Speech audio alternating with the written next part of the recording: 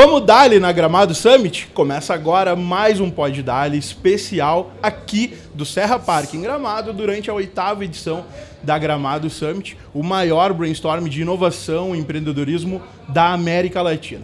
E hoje um convidado super especial que já faz sucesso aí há algumas gerações. Ele é jovem, mas algumas gerações já tiveram contato com o trabalho dele. Marco Túlio Lara, guitarrista do Jota Quest. Fala pra gente, como é que tá, cara? Obrigado pelo jovem aí. Essas palavras são sempre boas de ouvir. É jovem. Algumas gerações, você falou bem. O Jota passou por Porto Alegre, né? E fizemos ali os 25 anos, o Beira Rio, aquela festa estive lá com a família. Então a gente já está caminhando por 30 aí agora, né? E com a mesma jovialidade, né? Atravessando gerações mesmo. Com a mesma graça, vamos dizer assim. Com a né? mesma pegada. É. Bom, cara, o que te traz a Gramado Summit? Como tem sido esse teu giro pelo Brasil, né? Conversando com o público, trocando ideia. Como é que tem sido essa troca? Isso surgiu, Pedro. Nós, quando a gente estava vivendo ali na pandemia, eu já tinha a intenção de fazer alguma coisa que não tivesse a ver com o Jota Quest, né? Que eu não tivesse a ver com aquela rotina, com aquela temática, com aquele universo ali. Alguma coisa que eu pudesse me expressar no sentido de trazer outras ideias diferentes um pouco daquelas que estão ali dentro. Porque o que é uma banda? Uma banda é um ponto de interseção entre os seus integrantes, né? Então, você tem a interseção, aquilo que comunga com todo mundo que está ali para fazer sentido, mas cada um de nós também tem uma outra parte, né? Que fala com outras ideias e tudo mais. Então, eu fiquei pensando e buscando uma maneira de como eu expressaria isso de uma maneira que não conflitasse com tudo aquilo que eu já vivia. E aí surgiu essa ideia que é trazida como uma palestra, porque o mundo das palestras hoje em dia, eu também no primeiro momento eu falei, cara, mas não é bem uma palestra, porque na minha cabeça ainda é aquela ideia de uma palestra acadêmica, sabe aquela coisa, sim. né? Eu falo, vocês escutam e acabou. Meio professoral, assim, né? Uma coisa assim. E aí eu achei estranho no começo, né? O pessoal, a agência falar, pô, nós vamos aqui fazer uma palestra. É mais uma narrativa, é mais um storytelling, onde eu trago algumas histórias de vida, algumas reflexões sobre os sentimentos que aquela história me trouxe e música. Música, em que eu toco e canto e com o público, que são músicas populares, entendeu? É uma história que não passa pelo Jota Quest, passa por uma coisa mais pessoal, mais íntima, talvez, sabe? E então eu digo assim, é um movimento, não é um movimento solo, é um movimento pessoal. Pois é muito comum a gente ver bandas, e principalmente depois de algum tempo na estrada, a gente vê os integrantes, projetos paralelos, projetos pessoais e tudo mais, né? Essa vontade de botar para fora realmente alguma coisa que está fora dessa intersecção e já aproveitando, assim, a gente está, né, num brainstorm aqui, que é esse evento de empreendedorismo, também é empreender, né? É tirar uma ideia do papel, é levar, né, para a rua, é fazer isso rodar. Como que é esse processo todo de construir realmente um novo projeto depois de estar numa banda já consolidada, né? No meu caso, posso falar pela minha experiência, a que eu tenho vivido. Primeiro, nós temos uma agenda de show grande, né? Então eu tinha que buscar alguma coisa que eu pudesse ocupar um espaço que ainda não estava ocupado, né? Não adianta, por exemplo, os finais de semana, a coisa dos eventos de show, eles são finais de semana, à noite, na maioria das vezes, né? Então não adianta, eu tinha que buscar algum outro tempo, algum outro movimento para fazer isso. E quando eu comecei a pensar, e essa ideia da palestra, essa ideia das músicas, a ideia de não passar pelo Jota Quest. Por que não passar pelo Jota Quest? Porque o Jota, eu acho que é uma história construída por 5 pessoas. Então, enquanto nós estivermos juntos, tomara que a gente esteja junto por muitos e muitos anos, quem vai contar essa história somos nós 5. Legal. Não cabe a nenhum de nós específico contar uma história ali, né? Então, acho que primeiro parte desse ponto, de respeitar uma história e os seus personagens, os donos dessa história. Lindo. A vontade de contar outras histórias, que são, como eu falei antes, mais pessoais e tudo. E aí eu comecei a pensar, assim, de fato, vamos tirar da cabeça e vamos... E eu comecei a roteirizar, escrever, como uma peça de teatro, entendeu? Legal. Quando falam de palestra, e eu estava falando que eu achei meio estranho, sempre por causa disso, é uma narrativa, é como um trovador solitário ali, eu, violão e voz.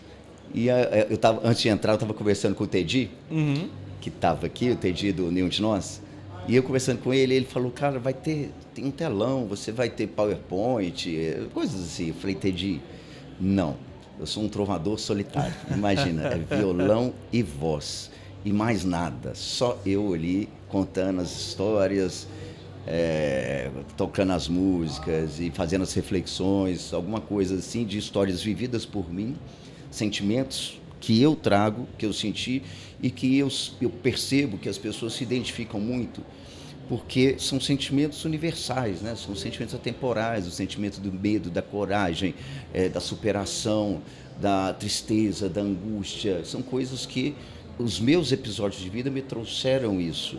E elas se identificam porque elas também têm os seus respectivos episódios e a identificação do sentimento, né? Quando a gente fala sem medo do futuro, que é o tema, né? E romper essa parede mesmo, né? Do ídolo, muitas vezes, ou do artista que eu admiro, né? Vamos lá. Ele também sente o que eu sinto, passa por situações cotidianas, né? E que histórias são essas? Quem é o Marco Túlio que o público está conhecendo agora? Aí, exatamente isso. Aquele Marco Túlio, guitarrista do Jota Quest, todo mundo já conhece, né? Agora, quem é essa outra pessoa? Então, eu trago um pouco dessa outra pessoa. Dessa mesma pessoa, mas essa outra parte, né? E quando você fala do empreendedorismo, que é um evento que nós temos aqui também, uma carga de empreendedorismo grande, eu acho que a gente cada dia mais vive esse mundo, o entendimento, e aí, trazendo para o campo do artista, o que é o artista? Ele vai buscar empreender a sua própria arte, né? Ele tem que ser o empresário da sua própria arte, né? Para poder fazer disso a vida dele. Né? Ou então vira um hobby. Mas enquanto você quer, não, eu quero que minha profissão seja em torno disso, eu quero viver disso, com isso, que é um privilégio. Viver com a música, eu sinto um enorme privilégio por isso, mas há de se ter um entendimento e a busca por isso. Eu sou empreendedor, né? Da minha arte.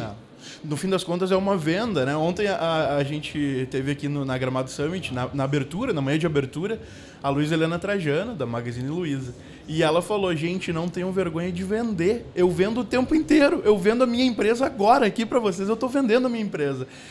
Mas a tendência é a gente, enquanto empreendedor, enquanto qualquer outra profissão, a gente não se considerar vendedor, a menos que a profissão seja vendedor. Para o artista, como que funciona essa relação, assim, né? Da venda, dessa relação com o mercado, porque é um pouco mais bruto do que a arte, né? Quando a gente fala do empreendedorismo no mundo artístico, aí eu vou falar do próprio artista e se entender, né? Ele vai ter a sua estrutura, vai ter um empresário que vai vender, que aí é um vendedor mesmo. Ótimo. Mas eu acho que o empreendedorismo, no caso, eu me coloco no seguinte, eu tenho que criar um produto, vamos chamar um produto, né? Porque ele vai ser em algum momento colocado de uma maneira numa prateleira para ser. Então eu não me incomodo com esses termos assim, mas eu vou criar, desde que seja genuíno este produto, autêntico.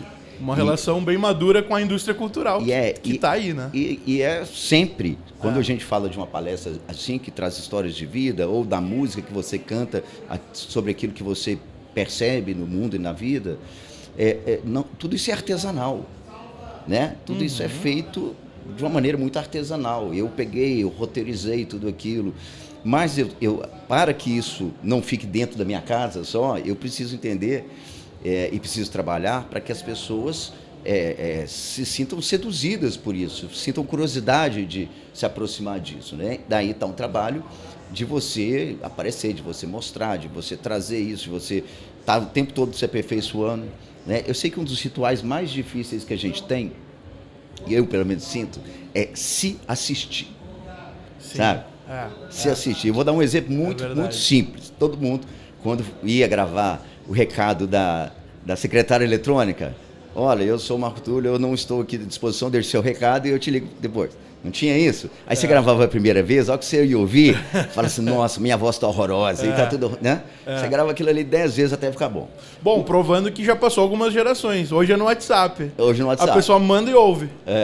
Agora você imagina o ritual de você, por exemplo, tá fazendo uma palestra, um show, ou você tá ali executando, tá no palco, e você grava tudo aquilo e vai se assistir, né?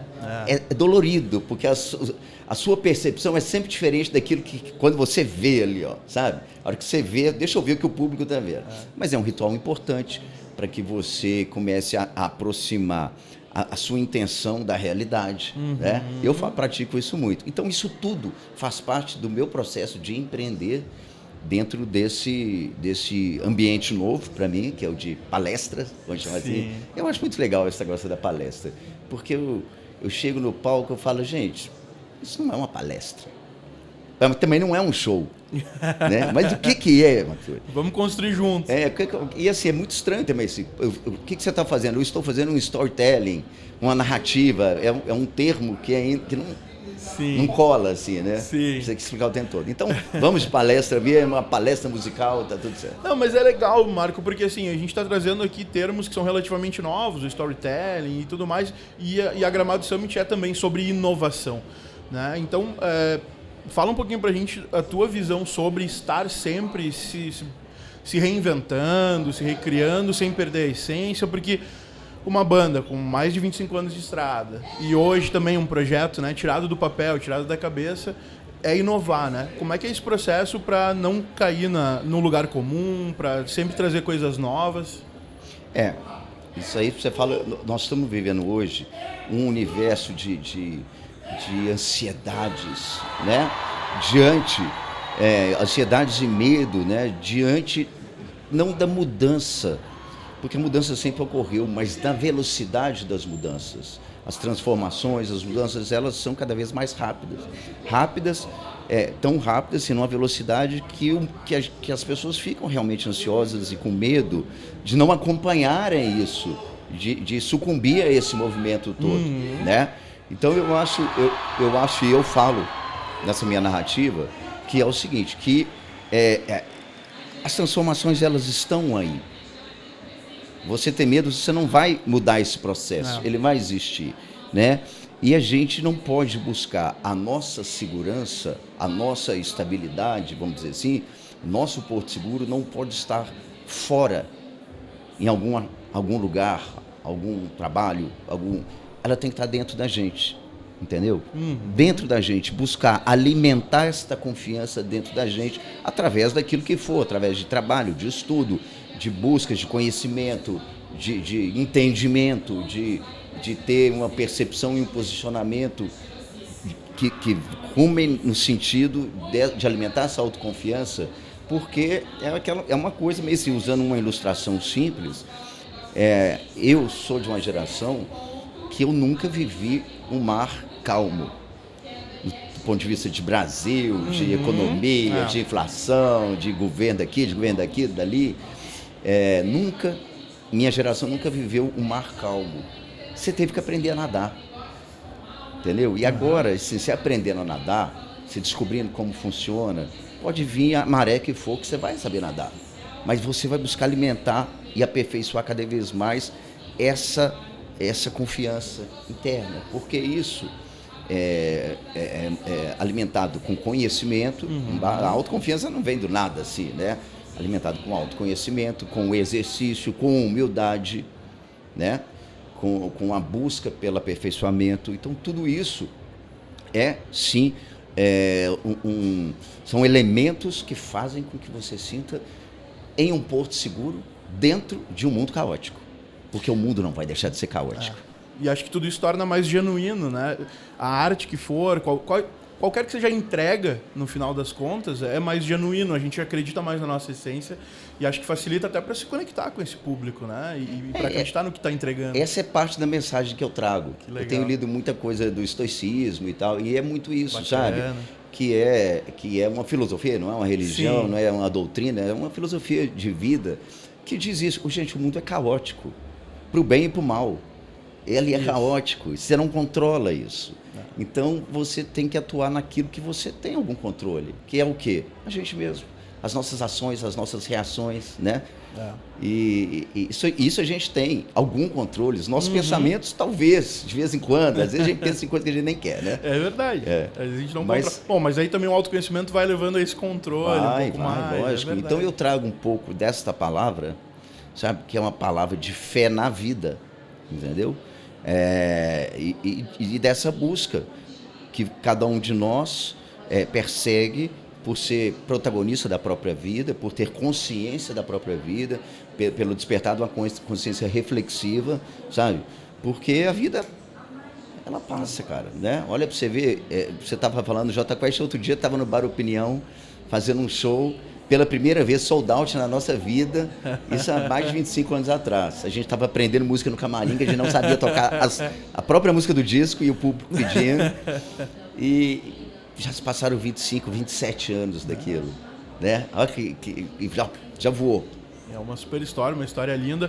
Marco, eu passaria mais quantos dias durasse a Gramado Summit aqui te ouvindo e trocando ideia, porque realmente é muito legal ouvir um artista dos mais renomados e importantes da nossa música brasileira, né? E trazendo e compartilhando não só conhecimento, mas também sentimento com o público. Então a gente te agradece pela participação aqui no Pode Dar. Foi um prazer, viu? Prazer pra gente bater, poder bater um papo, poder falar um pouco disso, participar desse evento. Gramado, nós estamos dentro de uma nuvem, né? Eu saí agora, nós estamos dentro de uma nuvem aqui. Estamos envoltos aqui. A desculpa perfeita que a gente tem para entrar numa casa dessas aí, tomar um vinho, comer essas comidas maravilhosas que tem aqui. É verdade. Não é? É verdade. O Marco está dizendo que Gramado hoje está com uma neblina daquelas, a cidade está com aquele clima conhecido mundialmente. E a Gramado Summit também está envolta em conhecimento, em inovação, em empreendedorismo. Talvez vocês até tenham ouvido algum barulho aqui, porque o poeta, escritor, Fabrício Carpinejar estava aqui do nosso lado também, trocando muita ideia com o público, fazendo bastante barulho. Ele mora em Belo Horizonte, inclusive. Ele mora em BH. Eu já encontrei com ele lá. Uma grande figura, né? E também está aqui para isso, para esse cenário tão efervescente que é a Gramado Summit, né? Marco, obrigado mais uma vez. Pessoal, obrigado aí pela companhia nesse momento aqui. Vamos em frente. Beleza, a gente agradece também a você que ficou com a gente até o final desse episódio. Lembrando que todos os conteúdos da Gramado Summit e do Pode Dar estão no YouTube e no Spotify, e os links estão aqui na descrição do episódio. Esse episódio contou com mais uma produção primorosa da galera da Padrinho Conteúdo, e é um oferecimento em parceria com a Gramado Summit. Até a próxima. Pode dar-lhe. Vai, Gramado Summit.